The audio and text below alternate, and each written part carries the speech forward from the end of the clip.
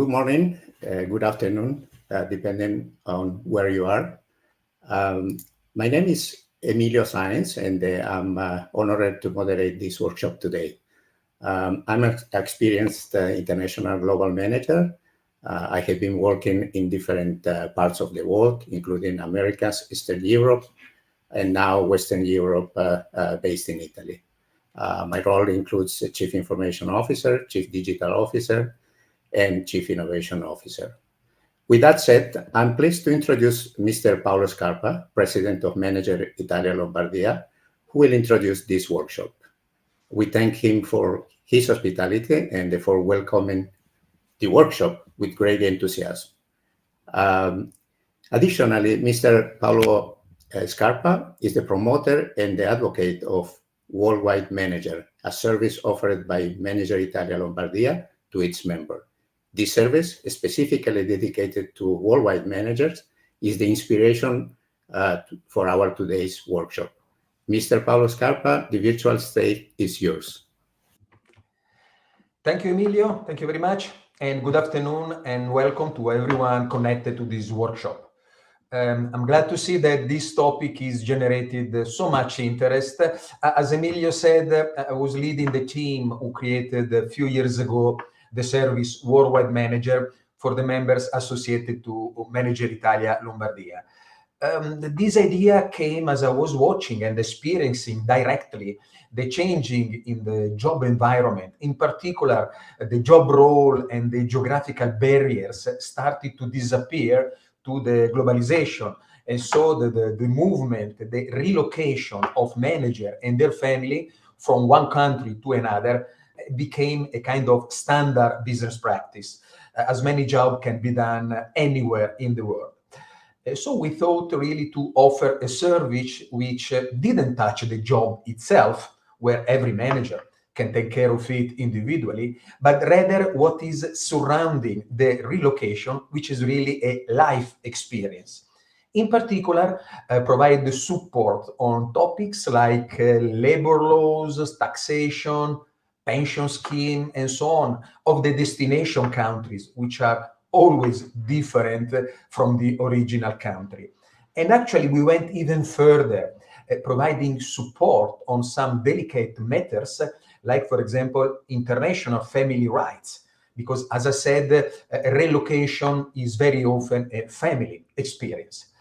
I'm speaking not only about Italian manager moving abroad, but also foreign manager relocated to Italy. As such, all of such support are really provided by best-in-class consultant that we, as Manager Italia Lombardia, made agreement with. And you will hear from a couple of them during this webinar, namely Studio Cesaro and Studio Pirola. So I don't want to steal more time to the speaker after me.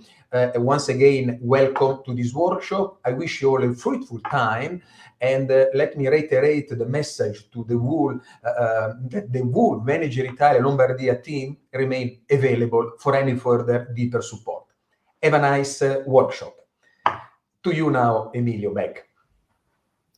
Thank you very much, Mr. Paolo Scarpa, for the great introduction and for setting up our workshop. No matter if you are a new or experienced international global manager, there are 4 essential questions we deal with. And these questions are: how to become a successful worldwide manager, how to discover employment opportunities worldwide, how this will impact fiscally, and how will this impact our family.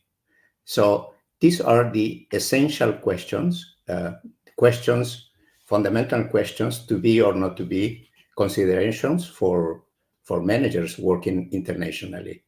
And these are the 4 fundamental questions that we will address in this workshop. With that said, let me introduce our first speaker, Mrs. Bianca Coulter, Global Leadership Hiring and Executive Career Advisor from Coulter Partners. So please, Bianca, tell us how to become a successful worldwide manager and how to discover employee opportunities worldwide. Thank you so much for that introduction. So why have I been asked to do this? I'm really delighted to be here, and I think my credentials are very much based on the fact that I am part of a team of 100 people. We have 14 offices globally in the US, Europe, and Asia Pacific. And what we do is basically advise companies on how to build their boards and leadership teams globally. So we work in over 40 countries. Actually, if we wait on that slide, if we go back one slide, please. Thank you. We work in over 40 countries, and we do about 400 assignments a year at the board level, the C level, and the SVP, VP, and general management level. And half our work is in the US, the rest is in Europe and the rest of the world. And we've organized our company as one P&L, by which I mean one team, all incentivized very much to work together. And that's partly why I founded the firm 20 years ago, because clients want to be able to move people around the world easily. They want to find the best talent wherever it is, and they want to be able to relocate people. So basically, we're specialists in this. So that's partly, obviously, why I've been asked to help with this. It's a global economy. Employers are more and more sophisticated about developing their own people and identifying talent for their international leadership roles. And in fact, it's become more and more competitive to get an international leadership role. And part of what I'm going to be talking about today is, how you can access those roles and why you might want to, the benefits you get from having roles like these, but also the challenges. And some of the colleagues on the webinar will be going into more depth on the special challenges.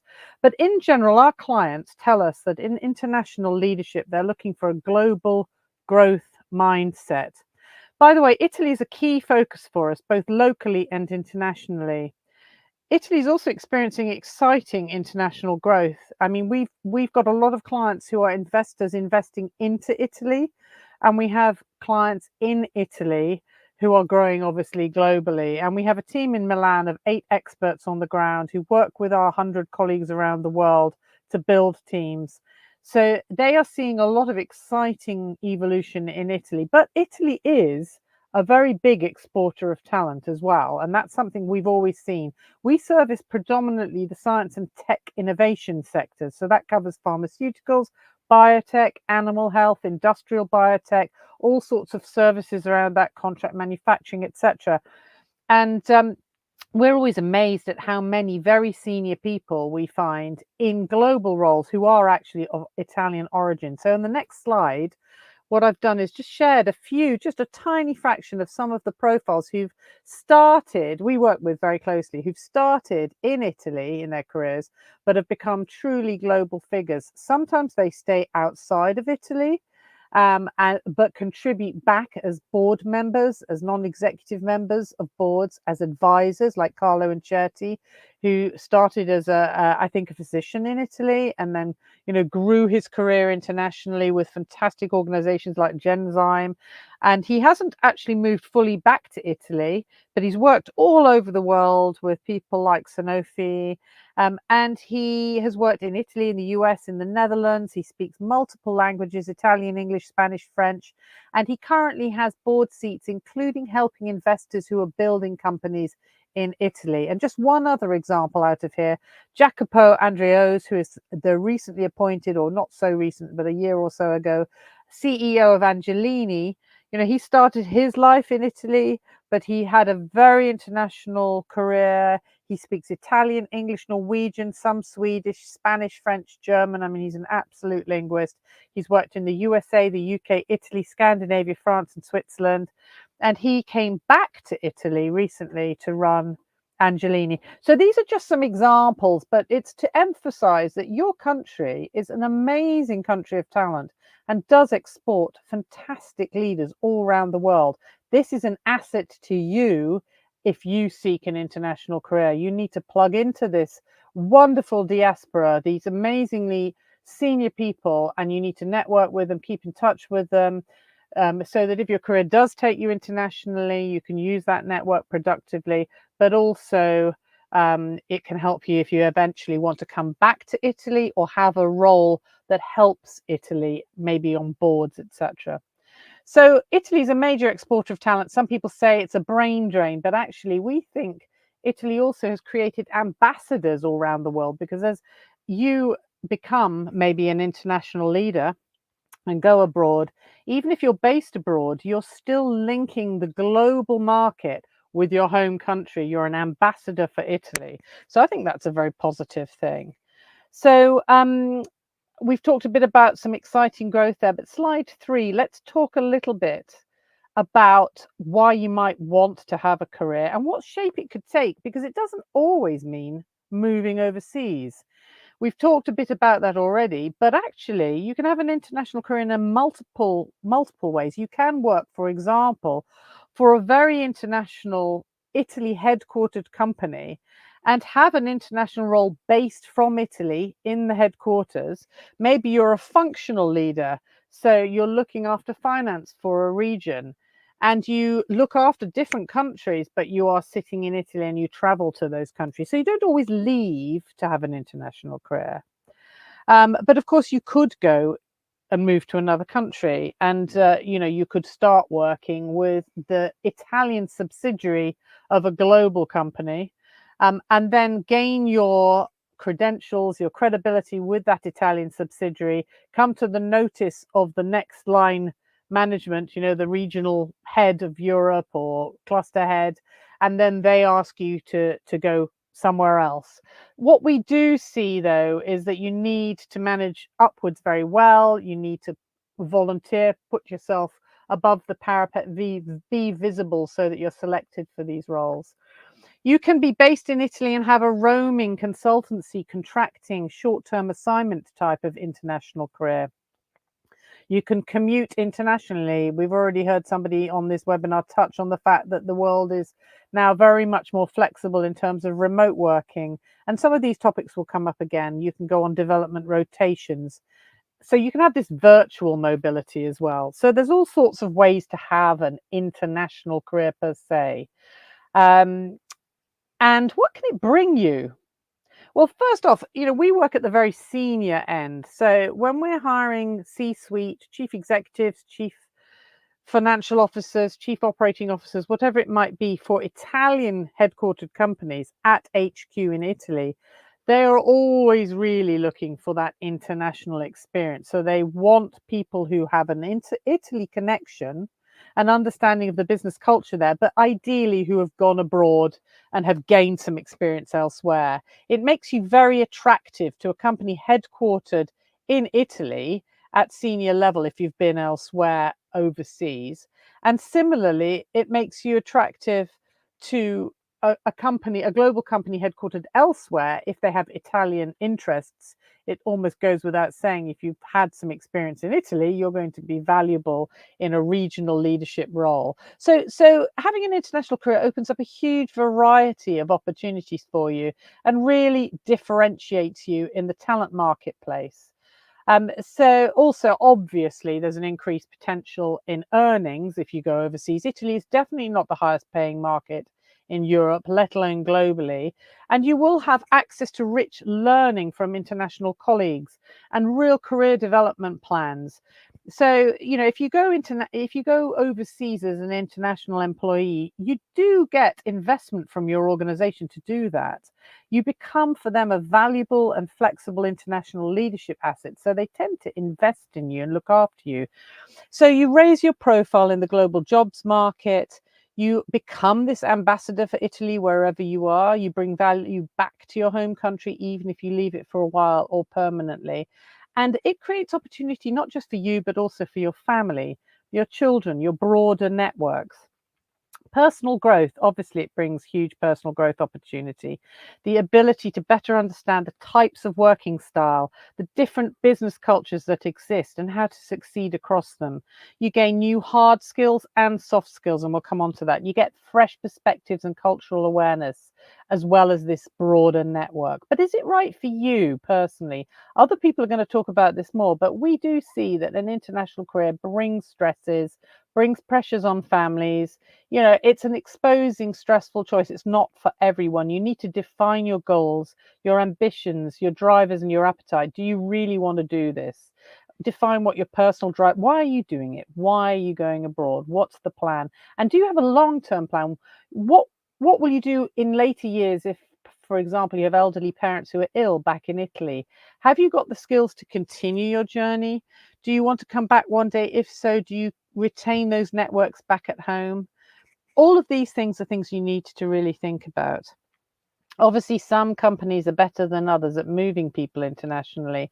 And, the old days of having a massive expatriate package and schooling paid for and everything paid for, that companies are trying to do less and less of that. They're trying to hire people locally who have the international experience, but as local employees. Of course, there are, however, tax advantages that are put in place to attract back talent. And again, people on this webinar will talk more about that.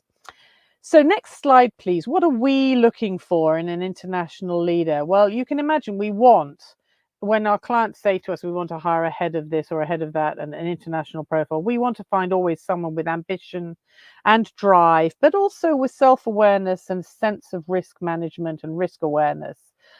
We are trying to find people who have personal drive, but also who are sensitive, have empathy and respect for other cultures, and a broader worldliness and awareness of the differences in cultures, current events, politics, regulatory compliance environments, etc. So I think you need to educate yourself on these things. You can't just be an expert in your home market. You need to develop your interests beyond the borders of your country and be a globally aware person. Language skills do come into this. You saw that with some of the examples I showed on an earlier slide. Even though everybody uses English predominantly as a business language, and, selfishly, it's very helpful for me because I only speak a bit of French and German, but I find it helpful that the world speaks English selfishly. The reality is, if you can learn some languages, a little bit of something else, it will help you. That has not gone away. That really hasn't. It helps to break the barriers down. And when we're hiring an international leader, often the client will say, look, this role is based in Germany and we would like somebody who can at least pick up and learn some German, because although the business language is English, the language in the cafeteria, the language around the coffee machine is not. And so language should not be undervalued. We're always looking for those international roles for people who have got multi-country experience. So I think I'm running out of time, but you need to really try and get yourself responsibility for more than one market to be selected for those senior international roles. So apologies for perhaps going on a little bit too long here, because I know we've got restricted time, but on the last slide, I've just flagged, what some of the things are that you might need to do to make sure you have access to these types of roles. So you need to leverage your alumni networks. If you've done an MBA, keep in touch with people from that who go off to other countries. Seek out mentors and trusted advisors who can help you. People are very keen to mentor and help. They really are. Make sure you're embedded with the Italian diaspora, those wonderful people who've already gone abroad. They want to help Italians to have these international careers. So you work with international executive search firms like ours. We are looking for people to move internationally and to move back to Italy. And organizations have very, very sophisticated talent acquisition teams now, and sometimes you have to reach out directly to those.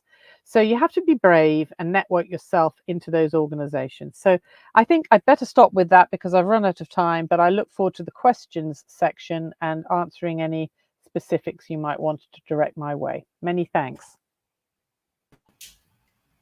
Thank you very much, Bianca, for this interesting information and for answering the two fundamental questions: how to become a successful worldwide manager and how to discover employment opportunities worldwide. That said, let me introduce our next speaker, Mr. Gianni Kosar, experienced global manager, president, VP, board advisor. Gianni, please, based on your considerable experience, how does it work in practical terms for a manager candidate to have a worldwide career? What are the challenges and the opportunities? And could you please share insights about the practical side of what Bianca told us. Thank you very much, everybody, and thank you for having me here. And I am very privileged to join such a distinguished panel of experts, and I want to thank Manager Italia and President Scarpa for organizing this. Well, let's say that Bianca made it very easy for me because she already highlighted a number of things. So for me, it would be simple just to take it to the next practical steps. So let's start from a picture of the world. Well, okay, this is what the kind of a personal business experience and business scope that I had in my career. Now, it's a big world, it's a big place, the world, and there are basically two main elements to make any international career to start. First one is about business competencies, skills, and attitude. A candidate or a manager need to have those that a company needs. And one important thing is that, as Bianca said, usually companies, recruiters tend to look locally first. It's only when they don't find the solution to their needs that they look internationally. Because why? Well, it's a big investment to move somebody around or to hire somebody overseas. Now, this one element. The other element is that ultimately managers and candidates need to give a real availability for a relocation. This is something easier to say on paper than in reality.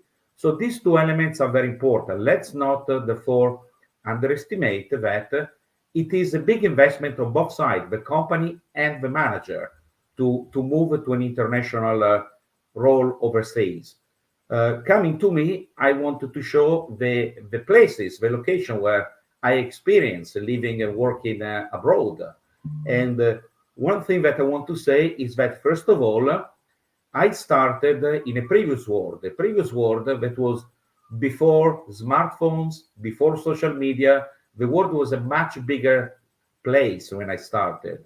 And another important thing is that, as you can see on the map, there are two elements. One is European Union, which is kind of simple, a place where to move. And then there are the overseas places. Very important because every country is different.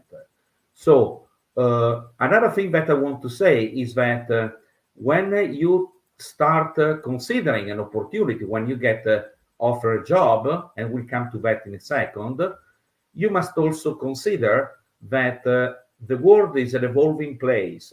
Things change and change rapidly. So one element which needs to be kept in mind, and I will come back to this, is what can happen while there is an international job, an international assignment somewhere that is somehow changing the rules of the game. I remember I used to be in the automotive industry when September 11 happened. And at the time I was based in the UK, and the focus was pretty much USA and Europe. But the automotive industry, like many others, were severely impacted by this. And when certain things happen, of course, companies tend to relook at everything and immediately cut costs. And this means that there can be a reorganization, and the organization availability for the next step, or simply for yourself, become more complex. I also had another experience. The last 6 years I was in North Asia, in Japan, and before I was there throughout the full COVID. I was in the healthcare industry, and well, let's say that the pharma, life science, healthcare industries have been, how can I say, very dynamic during COVID, not just because of a vaccination, but because, you know, when you have products that needs anyway to be delivered, to be shipped to patients every day, you need to take things in a different way.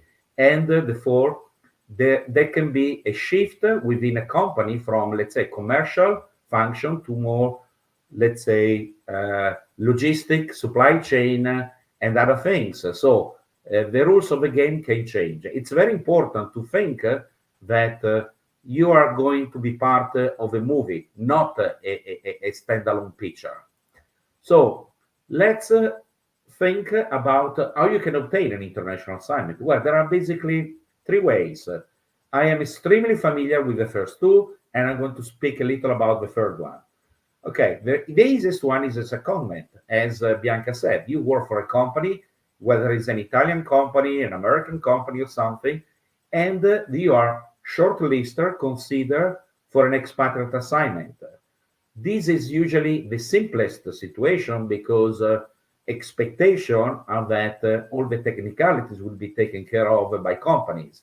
Whether I want to start with a little flag, that's not always the case. Apart from real global companies, a lot of companies are not so well prepared in dealing with expatriates complexities.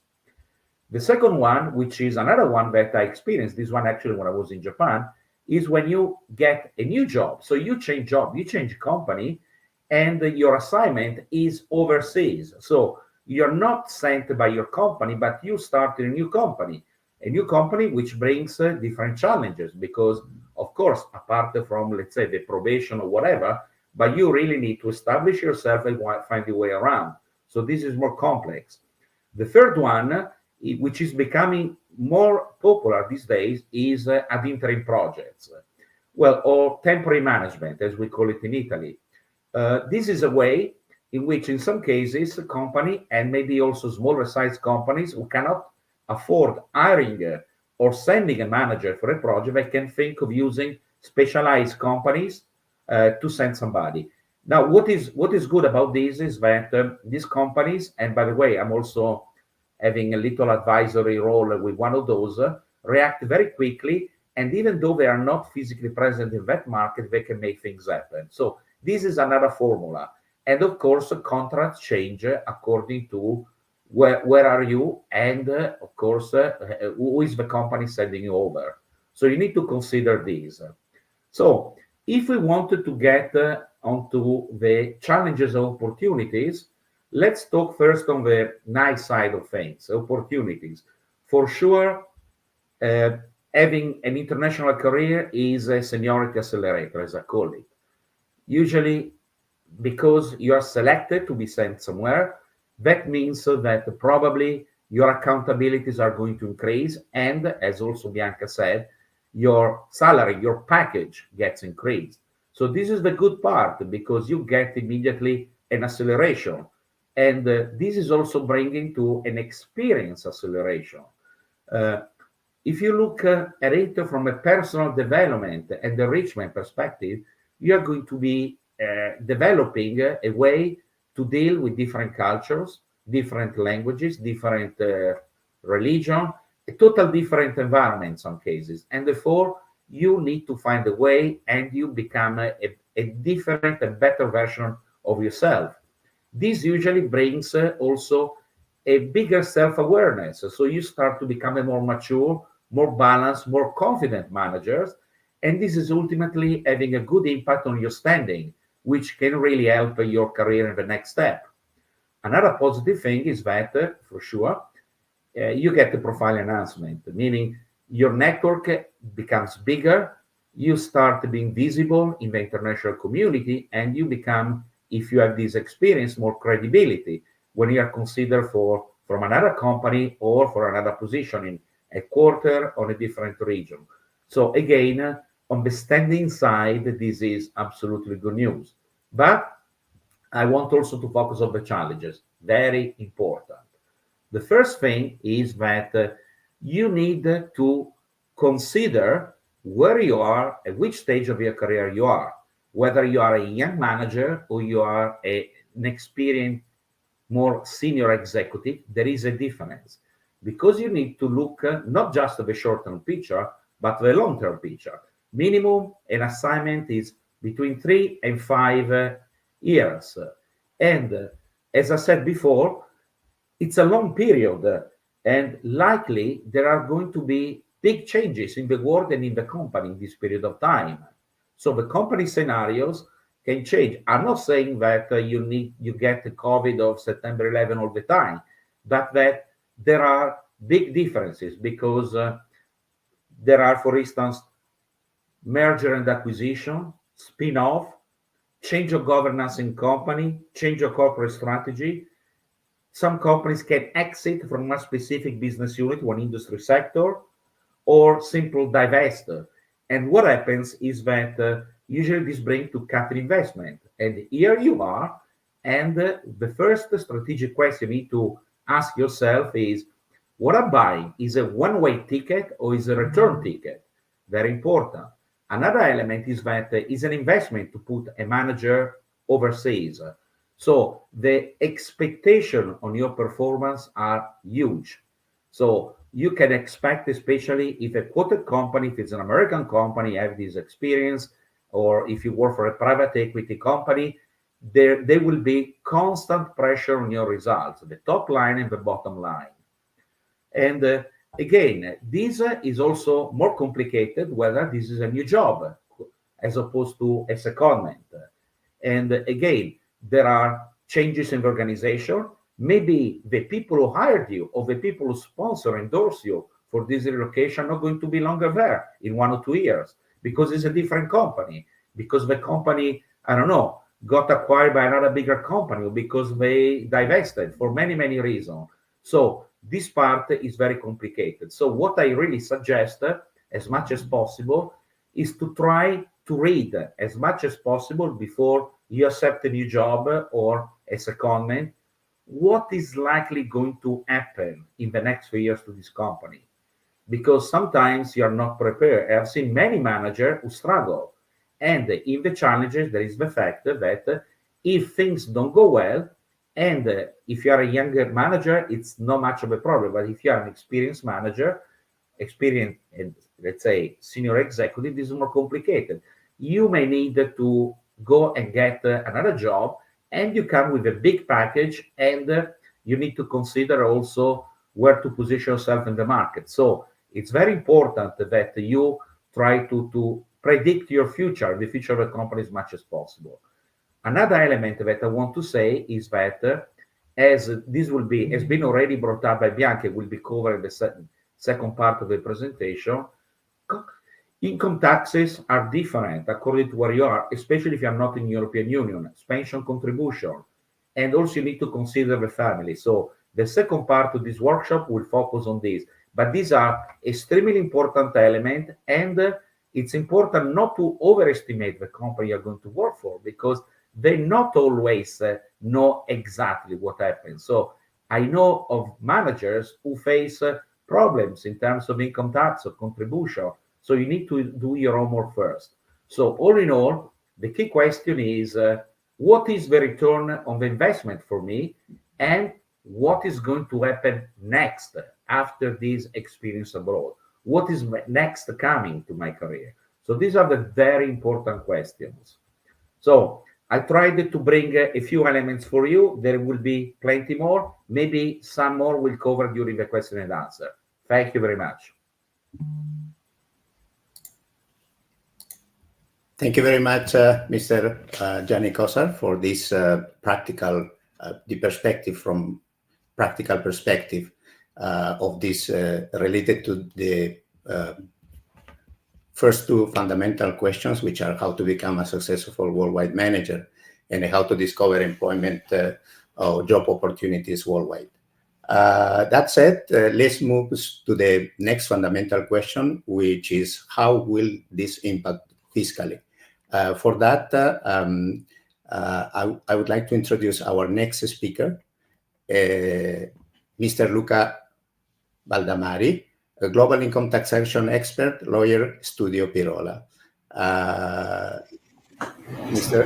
Luca Baldamari, please tell us how will this impact fiscally, and also please tell us about the service that you have in cooperation with your Studio Pirola and the manager Italia Lombardia on that fiscal part.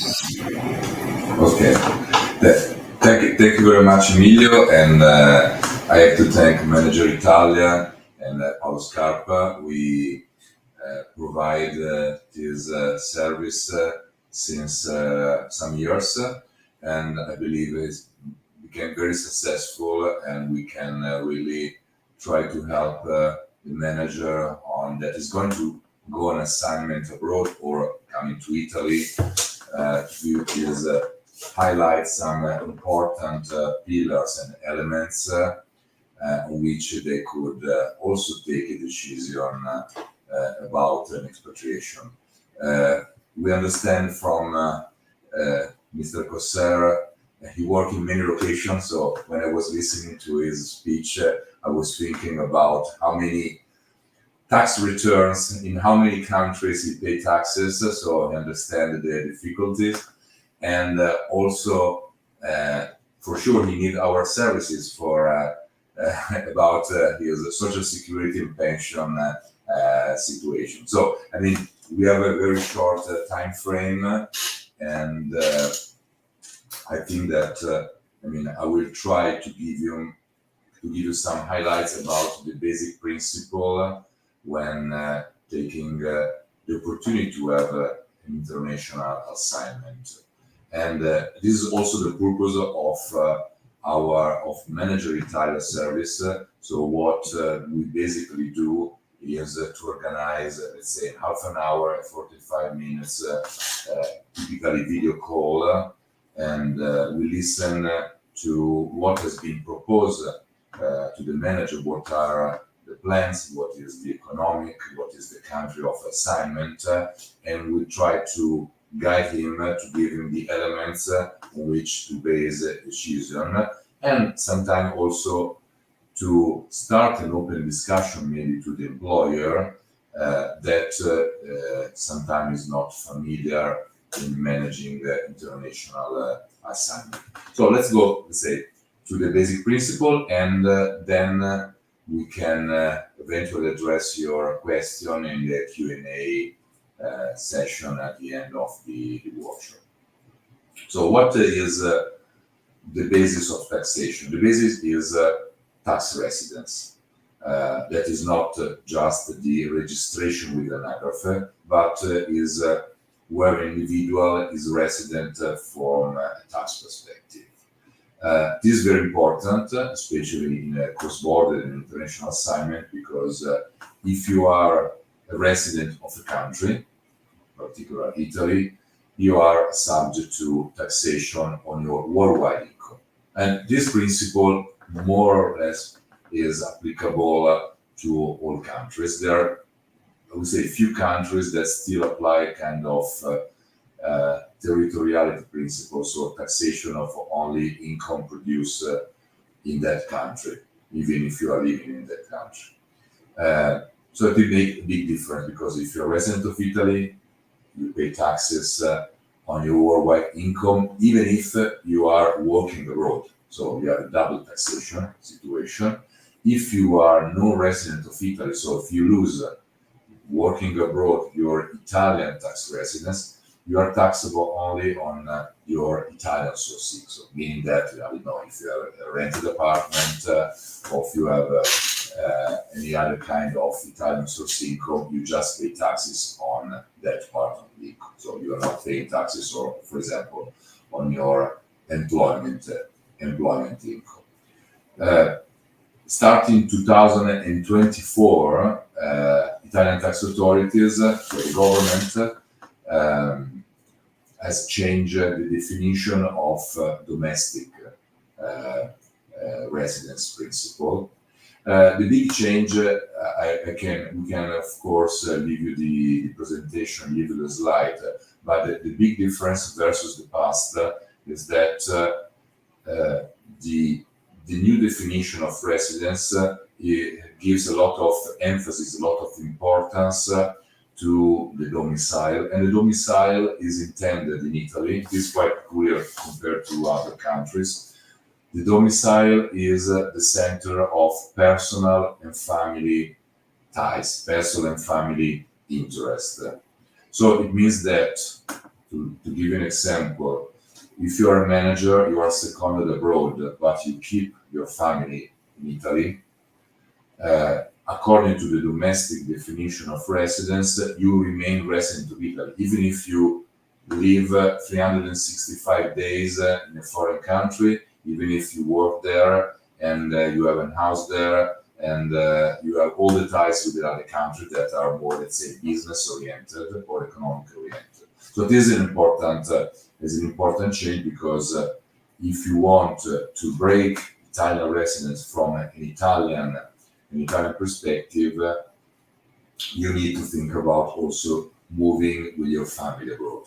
That's to simplify the situation. Another characteristic of the Italian tax system is that we do not have a split year principle. So we cannot say, I'm leaving Italy in September, we are in September, and I lose the Italian residence. This is not possible. From a domestic perspective, you remain tax resident until the end of the year. It is not even possible, according to the tax authorities, to seize the Italian tax residence unless you move to a country where, by way of the tax treaty, it is allowed the split year.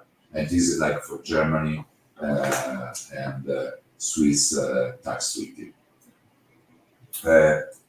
Another feature of the Italian resident definition is that we still have a blacklist of countries that are considered, let's say, tax haven, and it means that if you're moving to, let's say, Dubai, for example, if you're moving to other countries that are on that list, you still continue to be considered as an Italian resident, of course, if you have Italian nationality. So there is a link between residence and the Italian citizenship only when moving in that country. And practically speaking, this anti-abuse rule applies especially when there's no tax treaty between Italy and the other country. So let's move to the definition of residence in an international environment. What happens if you are a resident of Italy because you keep some ties with Italy, and at the same time you are a resident of another country? It's quite, let's say, simple. If there is a tax treaty between Italy and the other country, let's say Italy and Switzerland, for example, then I would say in all or in almost the totality of the tax treatment, the tax treaty signed by Italy, with exception, a few exceptions like Japan, for example, there is a special tiebreaker. It's called tiebreaker rule. So you cannot be resident of both countries at the same time, and if each country considers you as a resident, the conflict is solved according to the treaty. So I don't want to, let's say, annoy you about the rules, but basically the country where you have moved your center of life interest, including business, economic interest, usually prevails over the other country. So let's go back to the first example. If you move to Switzerland, your family or part of your family, like you move your wife, but your kids remain to study in Italy and you work in Switzerland, you do this analysis and you have to understand whether you move your center of life interest. And you could eventually be a resident of Switzerland, even if at the same time, according to the domestic rule, you're a resident of Italy. There is like an override of tax treaty on the domestic provision. In the case that you remain a resident of Italy while working abroad, you may enter into a situation of double taxation. How to avoid double taxation? The methodology adopted by Italy is double tax credit. So you can get a credit for taxes payable. And there is a particular mechanism to determine how much of the foreign tax you can recover. Some features, some peculiarity of the Italian law: if you are working abroad while keeping the Italian residence, let's say you take up an employment in Germany with a German employer, doesn't matter, but you retain your family in Italy, so you remain a resident of Italy, then the methodology to determine your taxable basis as income from employment is not the actual income in most cases, but is the so-called notional income. And this is something to be considered because the notional income has a cap, an annual cap, so it could be a good plan to understand whether you can enter into this situation, because you pay taxes in Italy up to a certain amount. Any excess is not taxable in Italy. Another peculiarity of the Italian system, recently revised, so starting 24, is the expat, so the impact regime. So if you stay abroad for a certain number of years, let's say the minimum number of years of foreign residency free, and you come back to Italy again, under certain condition, you can benefit from a discount on your taxes. So 50% up to an annual income of 600,000 euro for 5 years. This is an important benefit, potential benefit to think about when taking up a foreign assignment, because if you can fix and you can enter into the condition, you gain a bonus when you are returning eventually to Italy. And then, last but not least, what is very important to understand in any international assignment is Social Security in terms of pension Social Security payment, because the general principle is you pay Social Security in the country where you perform your working activity. And so it is important to know that Italy has signed many Social Security agreements by which you can aggregate all working period abroad, let's say in the European Union, of course, but also with the US, with many countries of South America. With Japan, there is a recent treaty in force. So you can aggregate, totalize your working period abroad in order to reach your pension retirement rights. It is very important because you don't lose years of contribution if you work in a country where there is a Social Security or a totalization agreement. My presentation was very short. I hope that I give you some hints and highlights about the issues you may face when taking up an international assignment. Thank you very much. Thank you very much, Mr. Luca Baldamieri. And this was a very useful information on our third fundamental questions, which are related to the fiscal implications. And I'm sure that the audience will have more questions for all the speakers regarding these fundamental questions and the other questions, and we'll cover that in the section Q&A section after the last presentation. We move to our fourth fundamental question, which is how will this impact my family? I think this is, I would say, if we can say, the most important question, because it's about the family, and so this is, I would say, like in my opinion, maybe the very first and the most important questions, because it's about our family. So said that, for this question, we'll introduce our speaker, Luca Baldamieri, global income taxation expert, lawyer. Andrea Mariani, international family law expert from Studio Legale Cesaro.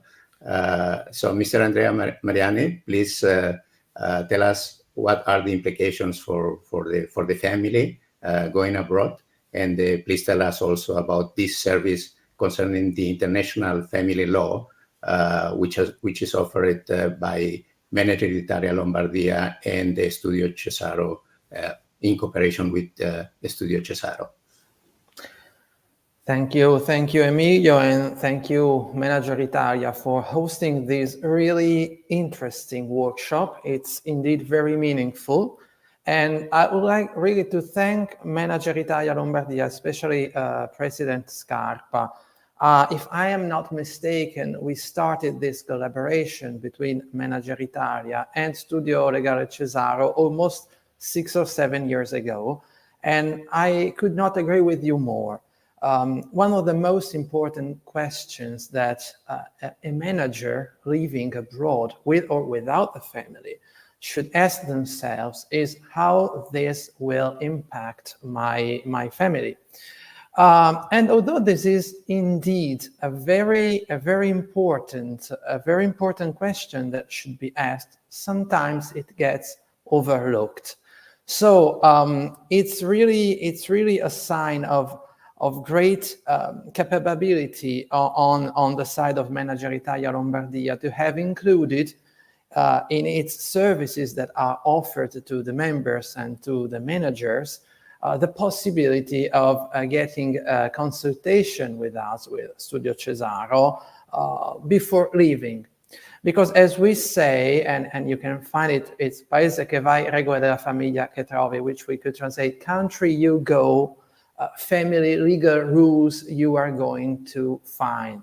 So it's always better to know beforehand what could happen, good things or even bad things. So it's always important, we say, to plan ahead, because usually when something bad happens that can concern family relations, that can turn very easily into a very impending urgency. So having a good preparation before could help save much problems later. And I have decided to divide my very short presentation into 3 main parts that we believe are the 3 main areas that one should take into consideration.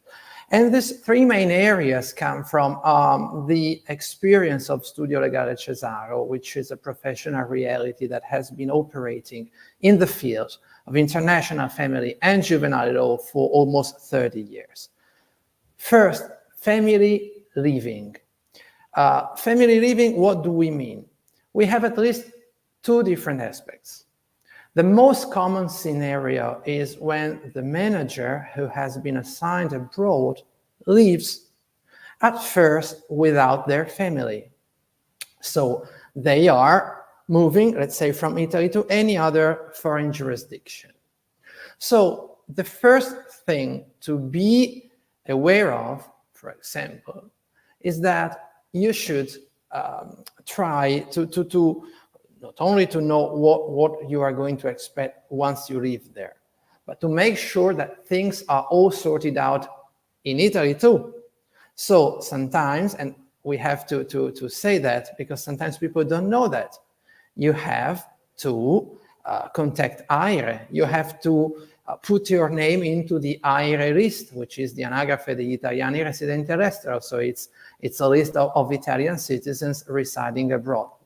This is important.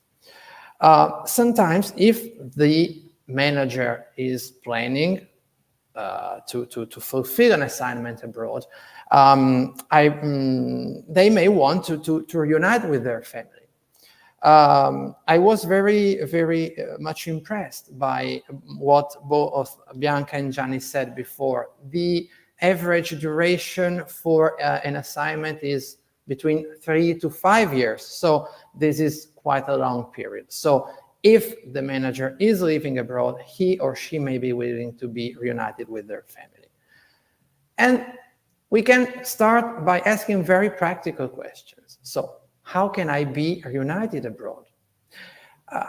These questions may not be so legal, but they are indeed very important. What kind of documents will my family have to take with themselves in order to reach me abroad? I'm making this example which could be, I don't know, maybe you could clarify what I'm trying to refer to. I remember some years ago, but I think that things have not changed by now. South Africa, just to give you an example that comes from our experience, used to have very strict rules concerning children traveling abroad. So we had this case with an Italian manager who moved from Italy to South Africa for work. And he was planning to be reunited with his wife and his child a few months later, which meant that his child would be traveling with the mother only. This is a very normal situation in most jurisdictions abroad. Most countries allow children to travel with just one parent without the need for any other kind of permission or formality coming from the other parent. This is not the case for South Africa. So even though the child was traveling with his mother, he could not reach South Africa because South Africa required the father to sign an ad hoc permission in order for the child to travel from Italy to South Africa. This is the kind of questions, and this is the kind of issues that tend to be overlooked because we tend to think that the rules we are used to in Italy or in the majority of the country of the world can apply everywhere, which is not the case. So this is why it is so important that any manager planning on living abroad can consult with us, can consult with a family law expert, because this may seem small things, but the impact that this thing may have on the family and at large on life and work balance can be huge. So knowing this kind of problems beforehand and getting the solution beforehand can make the transition much smoother. Again, another kind of questions that we get routinely asked when families are leaving is, well, are there any problems if my spouse reaches me abroad? And many people do not think about the immigration rules that they may be facing. So it is also very important to ascertain which kind of visas the country of your destination will offer to your spouse, especially if your husband, your spouse, or your partner is not planning, at least for the first months, to work abroad.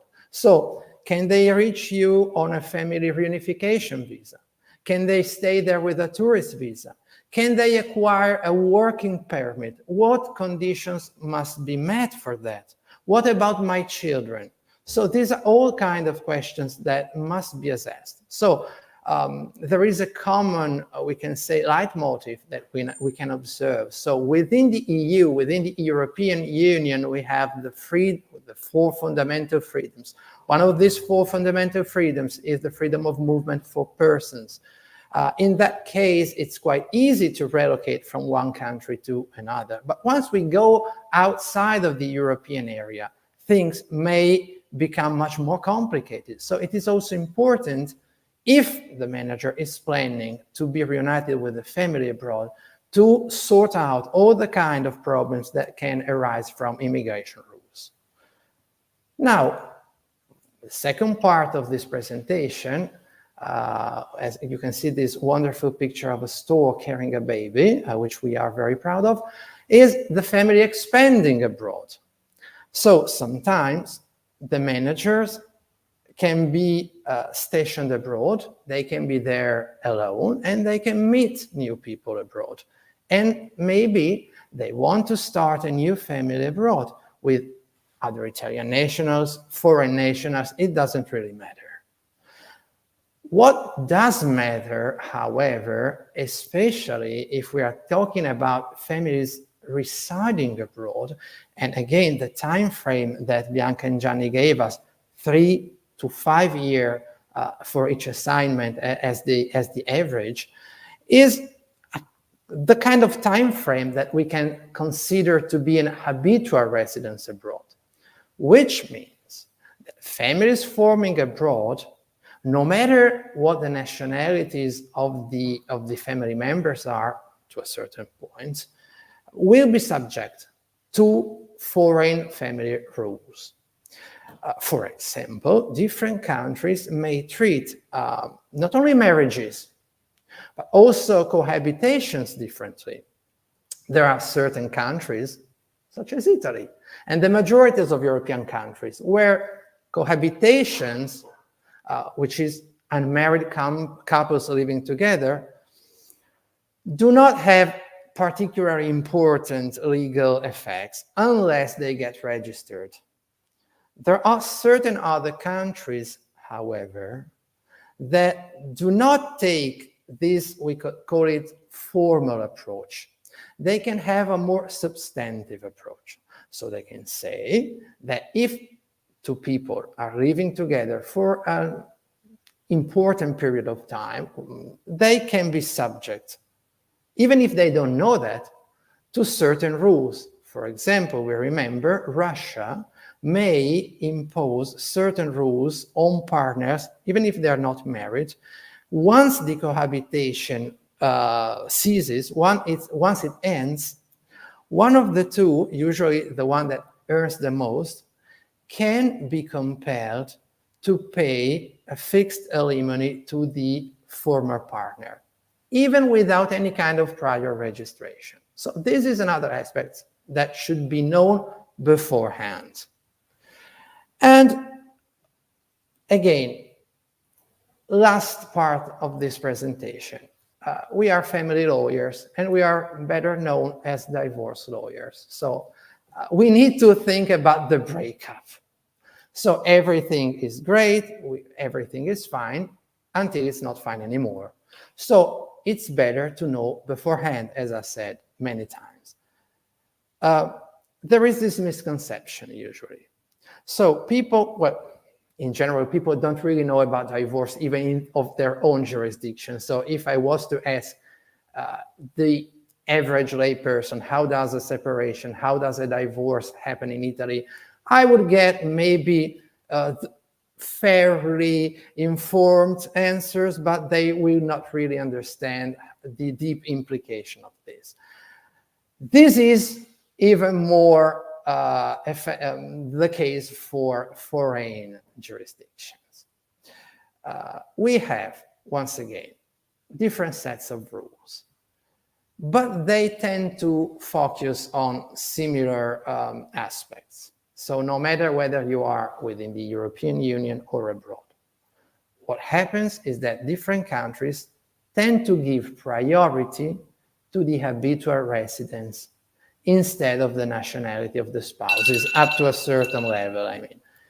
So if you are abroad, it's very likely that your divorce or your separation could land in front of a foreign judge and that a foreign law will apply. Within the European Union, of course, we have different rules, and sometimes we can also, within certain limits, select the kind of court that will decide on the separation, on the divorce. We call it forum shopping. As you can see, there is also some kind of negative connotations, but this is what happens. So people tend, the moment they realize the family may break up, people can rush to the court because basically the rule is that the first who comes is the first served. So that's not actually the legal saying. We have rather more elegant way of saying that, but this is the concept. And when this is true, or when it comes to the relation between the spouses or the soon-to-be former spouses, there is not so much freedom when it comes to children. So children and everything related to children, who is going to decide about their future, about their life, what kind of financial contribution should be made for children, this is strictly connected with a concept, the habitual residence. Habitual residence. What is habitual residence? Generally speaking, is the main centers of the interests of the child. Where do the children go to school? Where do they predominantly receive medical care? What languages do they speak? Where do their friends live? It's relatively easy, but think about toddlers, for example. What if we are talking about a very small child? what is this small child's habitual residence? And I can tell you that legal battles are fought in cross-border cases to ascertain whether this children is living in country A or in country B. And does it matter that much? Yes, sometimes it does matter a lot, because different countries may have, for example, different sets of rules when it comes to giving a content to the notion of parental responsibility. Different countries may treat divorce and separation agreements very differently. We know for a fact that, for example, common law jurisdiction, the UK, United States, Canada, not only they have prenuptial agreements for divorce, but they have prenuptial agreements for divorce because they apply different rules for this divorce. Sometimes they have the total split of the family earnings, of the family assets, which we don't have in Italy. So knowing which country, which judge, and what kind of rules are going to be applied to a family that is breaking up is very important. And it's important to know it before leaving, so that if there is, and this is usually true for the EU, for example, if there is, let's say, room for making agreements beforehand, it's better to be prepared and to make those agreements usually in writing beforehand. And as my time is running out, I will like to end on, well, it's not the best note we should end on, but it's also very important. One of the most statistically relevant, I mean, we are talking about small numbers, but it's usually prevalent when we are talking about cross-border families, is the phenomenon of international child abduction, which means the family is living in country A. And one of the parents may decide to return to the country of origin or go to a third other country. But anyway, one of the parents may take the child with them and move to another country. It's a sort of kidnapping. So what should we do? Well, this is important. We must know that there are certain conventions that are applicable, that are enforced. I'm referring to the 1980 Hague Convention, and that is very important. So before moving abroad, it's important to plan ahead to make things smooth so that this does not happen. If this does happen, it's important to know that there are lawyers that specialize in international family law that can help you. But in these cases, time is of the essence. And as I believe that time is also of the essence for our workshop, I am thank you for your attention. And as my time is up, I will gladly return the floor to Emilio. Thank you. Thank you very much, Mr. Andrea Mariani, for covering this fundamental question about the family and the international law related to this important fundamental aspect. Now we have some time for the Q&A session, and please feel free to ask any question you may have. And we have the first questions for Mrs. Bianca Colter. So the question is, what are the soft skills needed for a successful international career? All right, thank you for that question. I mean, I touched a little bit on it, but not, we didn't have time to go into it enough. So to go into that a bit more, I think they're really around adaptability, interpersonal and communication skills. And in fact, one thing I didn't emphasize in my introductory discussion was how important I think it is in an international career that you are able to get on a platform and try and network through, you know, being a thought leader, trying to go to conferences, be out there in the market beyond purely your day job. And communication skill is part of that. I mean, when we're looking for a very senior international leader, we want someone who can represent their organization to different types of audience, and can present very well. But that involves also empathy and listening skills. So basically, a lot of this is around being culturally adaptable, having high EQ, being able to put yourself into the shoes of the people that you're working with, that you're suddenly maybe managing a different nationality. You can't impose exactly the cultural ways that you've always operated in before.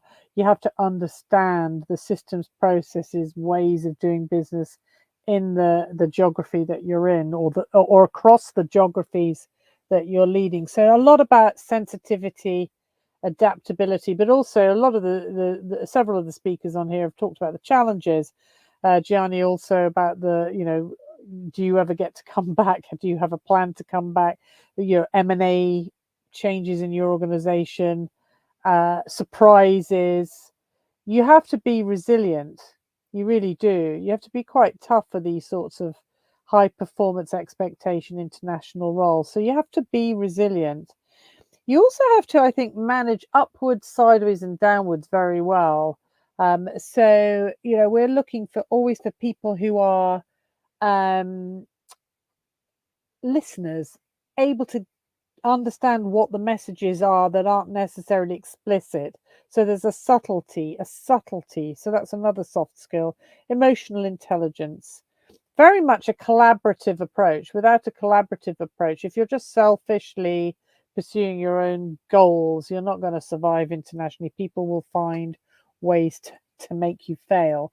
So you have to be likable, actually. You really do. You have to go beyond the day job. You can't be a machine and just focus on exactly your own agenda. You have to be somebody approachable, transparent, and that people can talk to. So those are just some things I would throw out.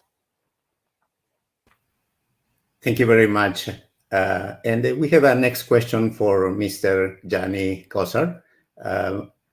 So what is the most important thing a manager should keep in mind when accepting an international assignment?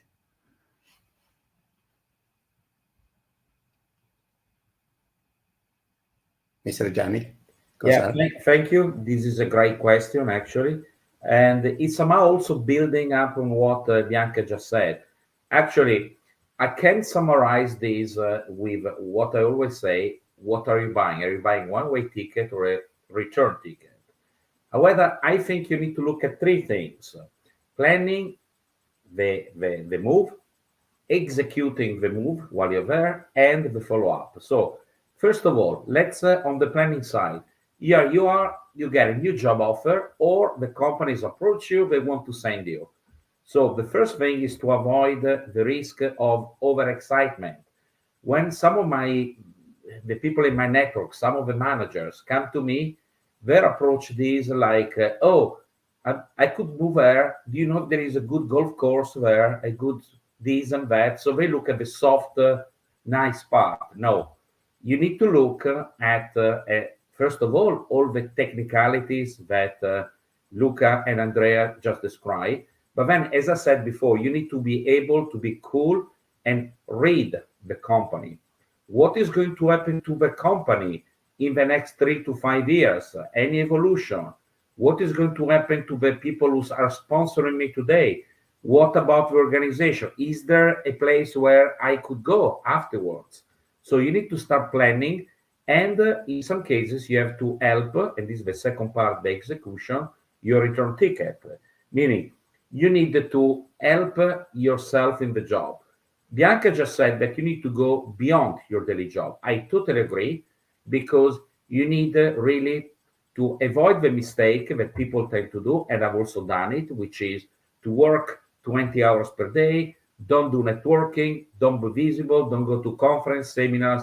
No, you need to be able to balance both. You need to make a network, you need to be visible and likable. This is super important, especially if you go to certain places like Asia. If you arrive with the typical Western approach, oh, I know everything, very direct, very bossy, that's absolutely the best way to fail. So you need to respect the culture and exactly be likable. The third one is about the follow-up. So even if you come back and you are successful in your next job, etc., don't forget where you've been, because you never know. So maintain your network in that country, maintain the network with other peers, with other expatriates, with the association, with the managers, the client, etc. So these three important things. But I would summarize that you really need to think about one-way ticket or two-way ticket, return ticket. So you need to think, what next? I take this, what is my next career move afterwards in 3 to 5 years? This is absolutely crucial. Thank you. Thank you for sharing that.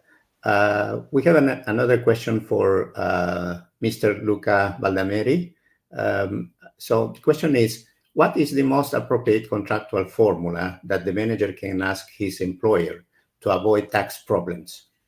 Thank you for this very important question, Emilio, because as we may understand, taxation is a very important issue, is a very important variable, and maybe one mistake that the employer could commit is to leave the manager managing his own taxation, because of course this may bring a risk to the manager, to the reputation of the company, and then you also create unpleasant situation, especially when maybe you have an audit by tax authorities in a foreign country. So basically, at international level, multinational companies, they have taken two different approaches. Some companies, the majority, honestly, they are becoming the majority,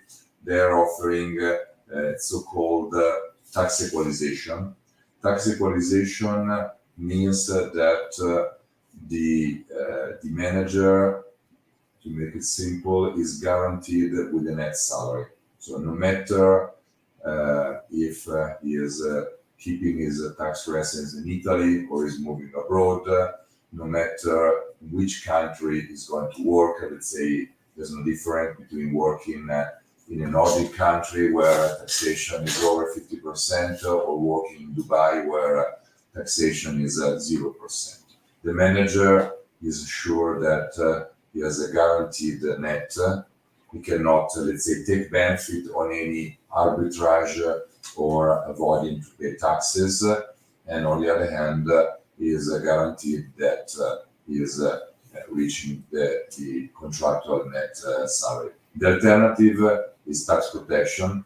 Tax protection means that the protection of the employer take place only when the level of taxation is abroad is higher than the taxation he had when he was, let's say, working in Italy. So it's a protection. And of course, when a manager, for example, is assigned to Dubai, tax protection is better because taxation in Italy, let's say, is 50%, in Dubai is 0. So he has an increase in his net salary, but it's a little bit unfair because if the same manager is assigned to Denmark, for example, tax protection just cover the spread, the difference between Italian taxation and Danish taxation if higher.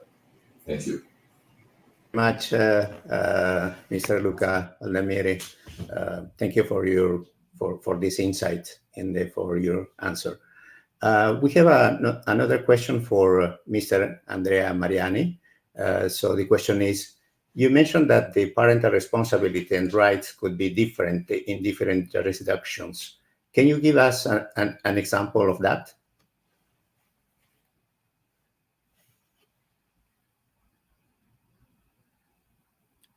Can you hear me? Thank you, Emilio, for the question. And yeah, I was briefly touching upon the topic of how parental responsibility and especially its contents may vary from jurisdiction to other jurisdiction. Let's say, for example, that we are talking, what are we talking about when we talk about parental responsibility? Parental responsibility is, to put it simple, the sum of rights and duties that parents have regarding children. In Italy, for example, it really does not matter whether we are talking about a married or an unmarried couple. So children born within or out of wedlock have the same status. And conversely, parents have the same rights, the right to decide their residence, the right to decide their school, the right to make health choices, and so on. And also the obligation concerning the education, the maintenance. This is true for Italy. This is true for many countries. But sometimes we have exceptions. And I like to point a case. There is a country which we may not expect to be that different, because this is a European country, and this is also a country that belongs to the European Union. I'm referring to Holland, to the Netherlands. In the Netherlands, if a child is born of a married couple, then the treatment is no different from Italy. So both the spouses, both the parents, the married parents have and share the same rights and obligations. Things get different though, different from Italy, when we are talking about unmarried couples. In this case, we have to keep in mind that countries such as the Netherlands may split two concepts. One is the establishment of filiation. So to ascertain whether a certain child is the son or daughter of mother and father. So if this child is, even if this child is the child of an unmarried couple, he can be or she can be recognized by the mother, the father, and we have this parent-child relation established by law. However, and this is where things get different if we compare them to Italy, in the case of unmarried couples, fathers do not automatically gain the right to decide about the child life choices. So they can establish the filiation, but they don't have a say in their lives. So in order for them to get this, they need to have an agreement with the mother. So this is different enough. This is something big. This is something that people should know. Once again, I say beforehand, going to another country. So when you go abroad, plan also based on your prospective family needs. Thank you for your question.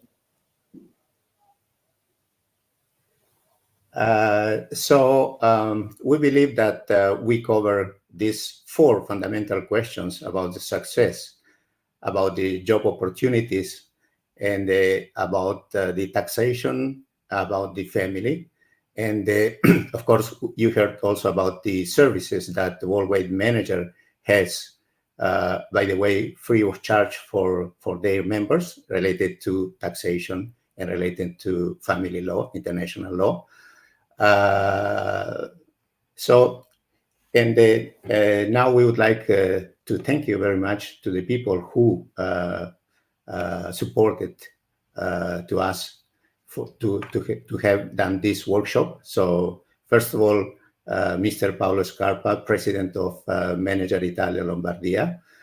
We would like to thank very much all our speakers and each of them.